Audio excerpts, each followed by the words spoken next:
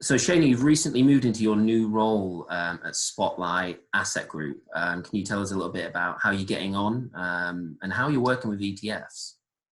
So I am getting along great. I've been with the firm now for about a month.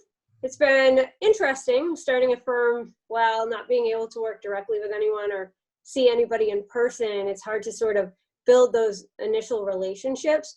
But so far, so good. We've gotten off to a good start. I think that we've already started to implement some enhancements to what the firm was doing for clients prior. We've started doing monthly commentaries on a regular basis. We recently did a webinar for clients to give them an update on the state of the market. And these are things we're going to start to implement more regularly. In terms of our use of ETFs, it's something that the firm had used extensively before I joined. And I anticipate that we'll continue to use ETFs as a primary part of the framework for building our portfolio models going forward. Brilliant. And you know, you're probably aware and agree that the ETF industry, like so many others, has just been shocked by this pandemic, and it's such an unprecedented situation. So as we move into the second half of the year, which we hope is the better half of 2020, what do you see happening in ETFs? What should advisors expect in the second half of the year? I'm not sure I think anything will change drastically in the ETF landscape in the second half of the year. I think from now until maybe the end of the year, you might see some ETFs shut down, less profitable offerings that they have that aren't gathering a lot of assets. And in this type of environment, when you're trying to think of ways in which to keep costs down, that's probably something that will happen. I do envision that we'll likely see some additional active ETFs since non-transparent became a thing.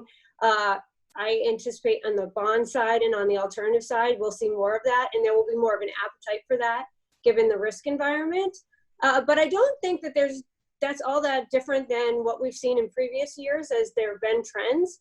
We saw a record number of ETFs closed and shut down last year, and I think that's just a continuation of things happening this year. Maybe it's been sped up a bit just due to the fact of the economic environment due to the pandemic.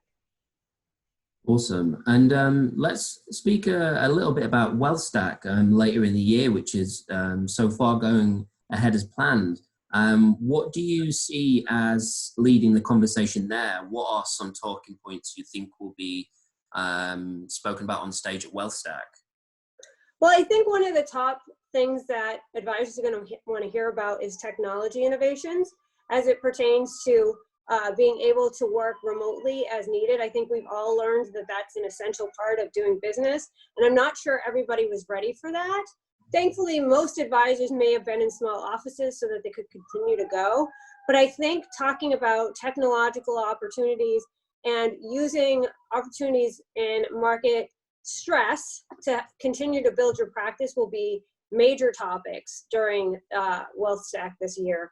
I do also think that there will be a lot more discussion about portfolio construction and building portfolios that are really resilient for clients, making sure we understand client risk tolerance, because all of those things have come into play in meaningful ways as a result of all of the economic stress and all of the just general life stress that's occurring due to the pandemic.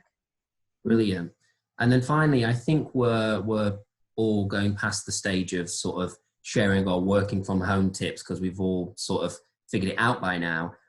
So instead, as we hopefully move towards the latter half of this crisis, tell us what's one of the most positive things that you've gained during this time of pandemic. Is that spending time with family or pursuing a hobby or something like that?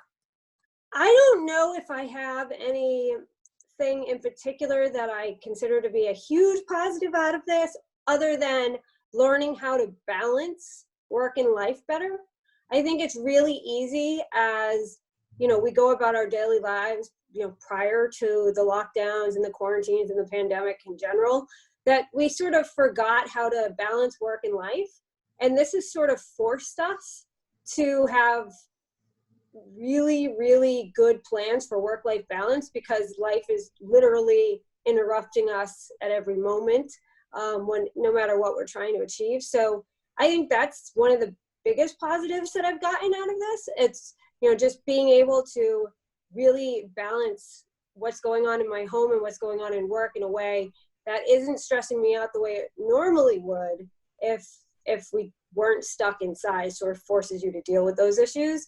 I also think that it's kind of made you reach out to people more than maybe you would have prior. I know that sounds sort of counterintuitive, but from a social perspective, you sort of take for granted that you'll see friends at certain events, or you don't think to check in on them because everything's going on in your life and life kind of gets in the way.